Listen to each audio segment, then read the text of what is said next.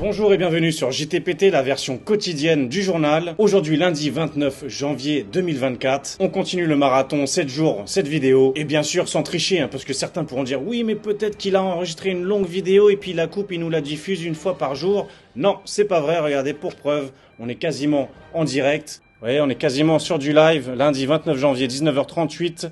Je filme, j'édite, je monte et je poste. Il n'y a pas de triche, nouvelle chemise, nouvelle vidéo, on joue le jeu. L'avantage en plus de ce format quotidien, c'est que vraiment je peux vous donner et traiter les news fraîchement. Là, je viens de la voir aujourd'hui, hop, c'est traité, c'est diffusé. Contrairement au JT hebdomadaire où quand j'ai la news en début de semaine, faut attendre jusqu'à la fin de semaine pour la traiter. Bon, là, c'est du frais, c'est du direct. Alors aujourd'hui, alerte disparition d'une femme dans la région de Nakhon Ratchasima. Une femme et épouse d'un ressortissant suisse qui aurait disparu après avoir obtenu un héritage. Alors pour l'instant, malheureusement, on n'a toujours pas de nouvelles, mais on va voir avec l'article qu'est-ce qui s'est passé précédemment et quelles sont peut-être les raisons qui pourraient pousser à une disparition pareille. Alors le titre, veuve d'un Suisse marié à un autre Suisse, une Thaïlandaise disparaît après avoir hérité. Les recherches s'intensifient pour retrouver l'épouse thaïlandaise d'un ressortissant suisse. Elle a mystérieusement disparu après avoir hérité de plus de 13 millions de bahts. Ça fait à peu près 365 000 $. Malgré des efforts considérables, il ne reste aucune trace d'Oratai Posingarm, son nom, suite à une dispute avec son mari le 8 janvier. Sa sœur, Tidarat, a relevé des transactions financières qui pourraient fournir des pistes dans l'enquête. Alors ils ont demandé de faire des recherches dans un étang voisin au cas où ce serait un assassinat. L'équipe de sauvetage a fouillé mais pour l'instant n'a rien trouvé. La famille, sans se laisser décourager par cet échec, planifia de poursuivre ses recherches, obtenant la permission de l'abbé du temple voisin d'explorer un grand étang dans l'enceinte du temple. Auparavant, des recherches dans un étang voisin avaient nécessité de vider l'eau avec 2 pompes, mais en vain, a reporté Kaosod, le média thaïlandais. Alors cette femme suisse avait déjà un premier conjoint suisse, comme le disait le titre, qui est décédé en 2021, et du coup, la femme thaïlandaise qui a disparu avait hérité de cet homme-là. Alors elle avait déjà utilisé une partie de l'argent, comme l'explique l'article. Une partie a été utilisée pour acheter des actifs, notamment une voiture et des terres agricoles. Cependant, le penchant d'Oratai pour le jeu et son oisiveté ont soulevé des inquiétudes quant à sa gestion financière. Donc elle avait un petit attrait pour les jeux, comme beaucoup de Thaïs voudraient jouer aussi aux jeux en ligne, aux jeux paris, etc. Donc ça se fait malgré que ce soit illégal. Et du coup, beaucoup de Thaïs perdent de l'argent comme ça. Alors là, il détaille un peu plus le matériel qu'elle a acheté.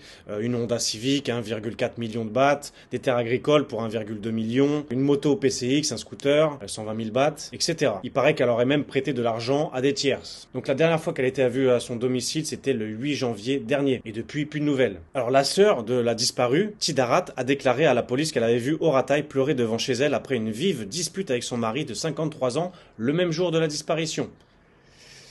Personne n'a pu la contacter cette nuit. Le lendemain matin, le mari d'Oratai s'est rendu à Pattaya et est rentré chez lui le 10 janvier. Alors suite à la dispute, du coup, le mari est rentré chez lui sans se soucier de la femme. Bizarrement, bon. Pourquoi pas, ça peut arriver. Tidarat, donc la sœur, l'a appelé pour lui demander où se trouvait sa sœur. Il a répondu qu'elle était sortie jouer aux cartes. Donc elle jouait aux cartes. Sa moto a été retrouvée le 10 janvier près d'une rizière à environ 2 km de chez elle. Alors les fouilles dans l'étang n'ont toujours rien donné. La famille soupçonne qu'elle a été assassinée. Donc le mari d'Oratai aurait déclaré qu'il se serait disputé avec Oratai au sujet de son voyage à Pattaya pour rendre visite à un ami atteint du cancer. Il s'est ensuite couché. Il n'a pas vu sa femme au matin. Il s'est donc rendu tout seul à Pattaya. Il est très inquiet mais espère toujours qu'Oratai rentrera bientôt. Un petit peu léger quand même comme alibi, comme argumentation. Maintenant on n'en sait rien, laissons faire l'enquête.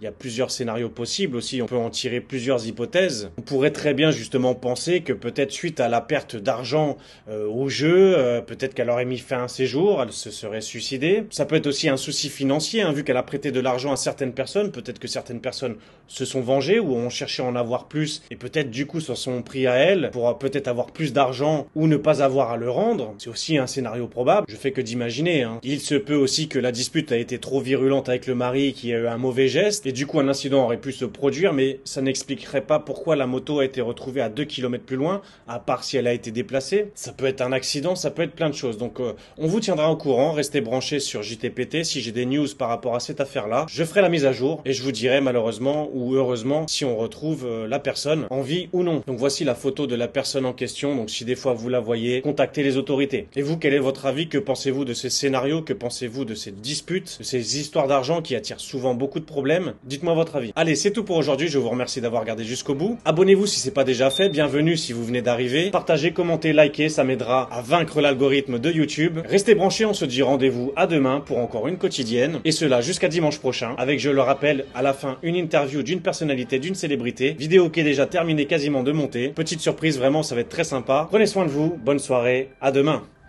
Ciao.